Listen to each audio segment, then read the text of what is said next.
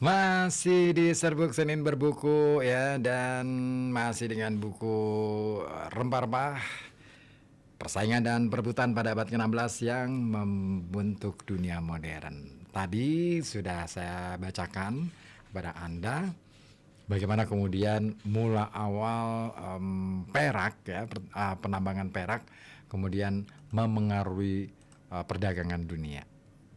Saya sapa dulu yang sudah bergabung di WA. Ada Budi di Comal ya, hadir katanya. Kemudian di live TikTok ada Syafa, ada Manafam, terus kemudian ada Bertani juga, ada siapa lagi tadi, Mas Yuda ya, ada Langlang Buana, ada M75, ada Sapian, ada juga Kuya 82, Hendra, Hero Sel Berkah ya. Ada siapa ini? Trijasukul, benar. Trijasukul ya, Anton. Pokoknya semua, janu.id juga, Reno Baskoro dan lain sebagainya. Thank you ya, terima kasih sudah berkenan mampir di room saya, tukang ngoceh.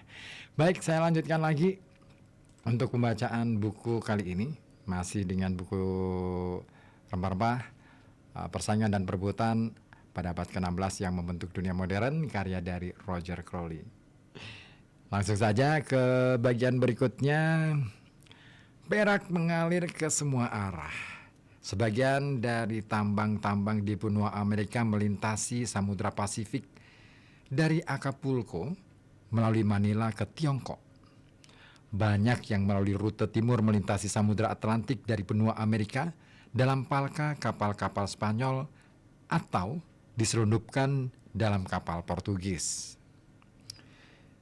Di Spanyol, perak membiayai perang imperial. Koin yang masuk ke Sevilla membayar biaya pembuatan galai Spanyol di Lepanto dan perang yang tak berkesudahan antara Philip dengan negara-negara Protestan di Eropa Utara. Tetapi, seperti air, perak menemukan keseimbangannya sendiri. Mengingat perak 2 kali lebih berharga bagi Tiongkok dibandingkan bagi orang-orang Eropa, sebagian besar mengalir lagi ke timur. Di dalam palka kapal-kapal Portugis mengitari Tanjung Harapan melalui Malaka, Kepulauan Maluku, dan Makau menuju Tiongkok. Perak menjadi mata uang yang memfasilitasi lahirnya perdagangan global.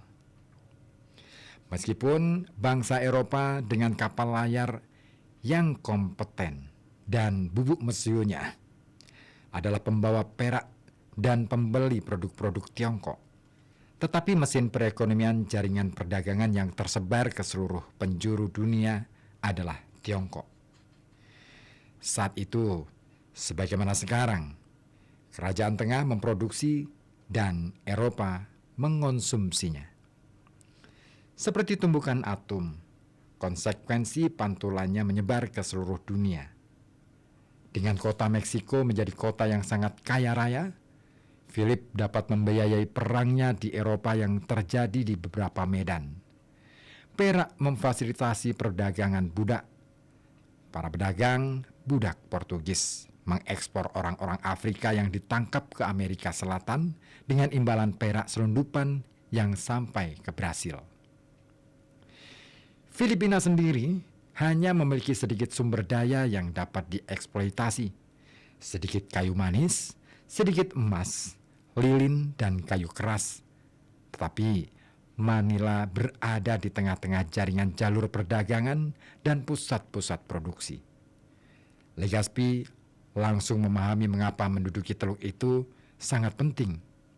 Fungsi pemukiman itu, satu-satunya fungsinya, adalah menjadi pintu masuk, pintu putar komoditas dari Tiongkok dan Jepang, dari Makau Portugis, dari Kepulauan Maluku, Jawa dan Sumatera, dari Malaka, Thailand, dan Kamboja. Manila menampung kumpulan komoditas yang diinginkan, terutama yang berasal dari Tiongkok. Sutra dan porselen, permadani, mainan, dan produk-produk lainnya hasil keterampilan sempurna para pengrajinnya yang cerdik. Rempah-rempah dari Kepulauan Maluku, perunggu dan tembaga, batu ambar dan perabotan berkualitas tinggi dari Jepang, gading, minyak dan perabotan berkualitas tinggi dari minyak kasturi, rubi dan safir dari Indochina, produk berbahan dasar kapas dari India, kapur barus dari Kalimantan, semuanya untuk ditukarkan dengan perak. Manila menarik sekitar 20 atau 30 cung Tiongkok setiap tahunnya, dan kota ini pun berkembang pesat. Tak lama, kota ini didiami oleh sejumlah besar warga Tionghoa yang hidup di perkampungan kumuh di luar tembok kota. Rute Urdaneta sangat penting bagi kepentingan Spanyol dan peredaran barang secara global. Rute ini menghubungkan Spanyol ke wilayah timur terjauh melalui Meksiko dan Amerika Selatan, mengikuti cetak birunya melalui jalur pelayaran reguler. Pada tahun 1565, Urdaneta berangkat dari Manila menuju pelabuhan Acapulco. Dan hampir setiap tahun, antara tahun 1571 hingga 1815, dengan beberapa pengecualian, 1 atau 2 galiung yang dibuat di galangan kapal Manila di Sevit dari kayu keras lokal dalam jumlah besar, berlayar ke Acapulco dengan membawa muatan dari timur pada Juni dan akan kembali pada tahun berikutnya, syarat dengan perak untuk menuntaskan siklus perdagangan tergantung pada muson dan pola angin pasat. Galiung menjadi pengangkut mistis kekayaan dan keinginan dalam imajinasi orang-orang Eropa yang terpukau. Dan seiring berjalannya waktu, bajak laut yang mengganggu. Galiung adalah kapal pengangkut berkapasitas besar, kapal kontainer andalan pada zamannya. Muatannya banyak, tetapi bersenjata ringan. Meriam mereka seringkali disimpan di bawah geladak sehingga sulit digunakan dalam keadaan darurat. Asumsinya adalah lautan tanpa tantangan. Galiung berangkat dari Manila dengan dijejali produk-produk Asia yang dapat dipasarkan, dikemas rapat ke dalam bundel-bundel. Ruang palka merupakan kunci laba dan dijual seperti itu. Setiap sudut dan celah dipenuhi barang dagangan. Para pelaut tidur di geladak. Kabinnya adalah kamar seluas 0,5 meter persegi. Godaan kekayaan menjadikan galiung sebagai kendaraan penyelundupan, korupsi, dan penipuan. Kelebihan muatan menjadikannya berbahaya. Ketika seorang petualang Italia, Gamelli Carreri, dalam perjalanan mengelilingi dunia dengan rute berlawanan arah jarum jam, bersiap untuk berlayar dengan galiung Manila pada tahun 1693, kapal itu sempat dihentikan. Alih-alih kapasitas sebanyak 1.500 bal barang dagangan, kapal itu membawa 2.200 bal. Akhirnya, peti pelaut biasa yang dibongkar. Meski begitu, para perwira menginginkan lebih banyak ruang penyimpanan, sehingga jumlah tempayan air yang dibawa kapal pun dikurangi.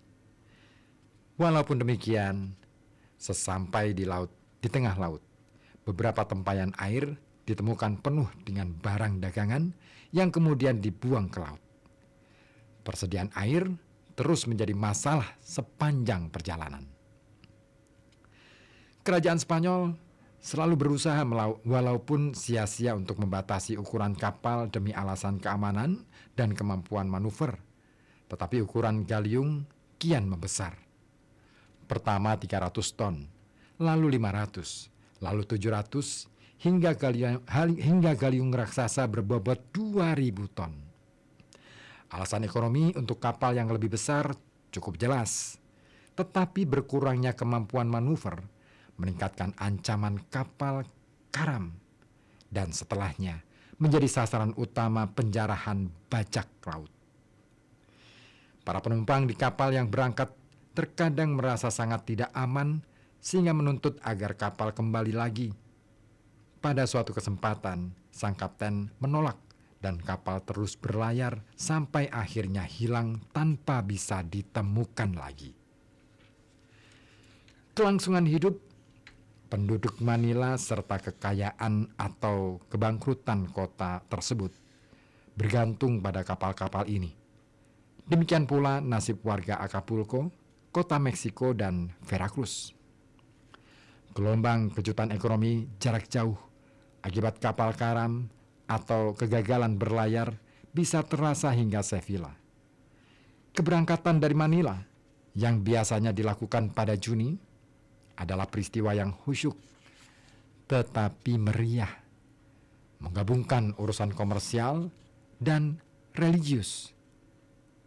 Lonceng gereja dibunyikan, dupa dinyalakan, orang-orang suci dipanggil, patung kayu perawan pelayaran aman, Virgin of Safe Voyage, diarak mengitari tembok kota lalu dibawa ke atas kapal. Uskup Agung memberkati kapal serta penumpang dan awaknya, yang jumlahnya berkisar antara 300 dan 500 orang. Mereka yang membawa kerabat di kapal atau barang dagangannya di dalam palka mengulang-ulang doa, Dios levandolo en salvamento. Semoga Tuhan menyelamatkan kapal ini. Sebuah doa yang juga tertulis dalam manifesto kargo setiap kapal. Keberangkatan galiung diiring oleh tembakan meriam 7 kali, dianggap sebagai angka keberuntungan. Kepulangannya akan disambut dengan pesta kembang api, musik gegap gempita, dan kerumunan orang banyak. Terlepas dari keunggulan posisi pelabuhannya, proses keberangkatan dari Manila sangat rumit. Kapal-kapal harus beringsut keluar dari kepulauan itu melalui Selat San Bernardino. Titik kemacetan yang tempat transitnya telah merusak sekitar 20 kapal dan memakan waktu 2 bulan. Dari sana, mereka berlayar melalui jalur timur laut untuk menangkap angin pasat. Seluruh perjalanan bisa memakan waktu setidaknya 6 bulan dan paling lama 8 bulan. Jarak menuju Acapulco adalah sekitar 15.000 km dan galiung harus dipompa sepanjang perjalanan. Gamelli Carreri menilai Tornaviaje tahun 1693 dari Manila benar-benar buruk. Pelayaran dari Kepulauan Filipina ke benua Amerika mungkin bisa disebut sebagai pelayaran yang terpanjang dan paling mengerikan di dunia. Karena luasnya samudra yang harus diseberangi, karena luasnya hampir separuh perairan di planet bumi dengan angin yang selalu mendahului.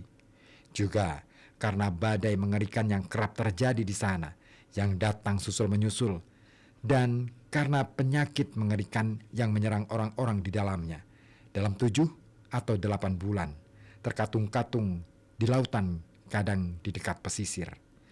Kadang dingin, terkadang panas, yang cukup untuk menghancurkan manusia baja. Apalagi manusia yang terbuat dari daging dan darah yang berada di lautan dengan makanan seadanya. Ketika Carreri mendarat di sebuah pulau di Samudra Pasifik, dia membawa senapan kancing batu api, flintlock, karena takut akan penyergapan oleh penduduk pribumi. Seiring berjalannya pelayaran. Air makin dijatah. Situasinya baru mereda dengan datangnya hujan deras. Semua orang bergegas mencari wadah. Bagi Kareri, samudera dipenuhi hal-hal yang menakjubkan dan menyeramkan. Terkadang tenang, terkadang bergejolak. Saya tercengang dan ngeri melihat lautan terguncang seperti air mendidih di atas api yang panas. Badainya sangat mengerikan. Angin bertiup kencang pada hari Selasa, tanggal 2, dan lautan bergejolak dahsyat menghantam kami. Kami terpaksa berbaring dengan layar topang digulung, dan ombak menghantam kemudi sepak dengan sangat keras hingga galah celaga patah.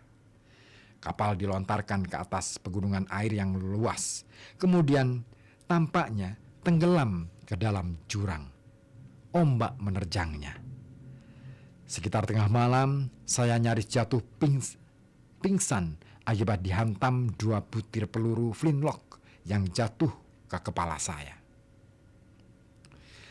Ketika situasi sudah benar-benar putus asa, patung Santo Franciscus Xavier diedarkan ke sisi kapal dan kapten bersumpah akan mempersembahkan 200 buah koin Spanyol untuk menenteramkan lautan. Kadang-kadang hawa dingin terasa sangat menusuk. Pada kesempatan lain, mereka bisa duduk tenang.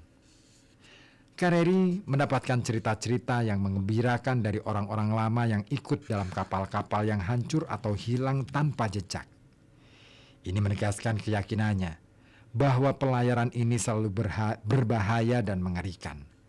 Gangguan serangga sangat tidak dapat ditoleransi.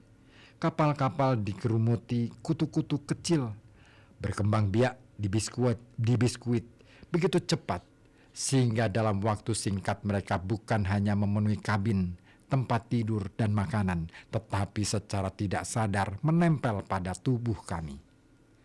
Ada banyak sekali lalat menghinggapi sup, yang di dalamnya juga tampak berenang berbagai jenis cacing. Di masa-masa tenang, mereka berupaya mengalihkan perhatian dan menghibur diri, seperti menari dan akting, untuk menyelingi periode kebosanan yang panjang. Tampaknya cerita dari Kareri ya, ini seru juga nih. Nah, kira-kira apa yang terjadi pada Kareri? Saya akan bacakan kepada Anda. Tentunya masih di Serbuk. Terima kasih yang sudah ikutan gabung di live TikTok. Ada kakak senior, ada Mbak Desi Gilang, ada Kang Duki, ada siapa lagi, Rizwan Kasper, ada Mid di rumah, Fatur Rozi, terserah. Oke, siapapun itu ya. Thank you. Ada juga Badrun di live TikTok ya. Dan terima kasih juga Pak Dibyo di Ambu Kembang sudah ikutan bergabung berbagi informasi di 0855420912. Anda yang ingin ikutan menanggapi pembacaan buku malam hari ini, silakan ya, bisa juga melalui WhatsApp di 0855 420912.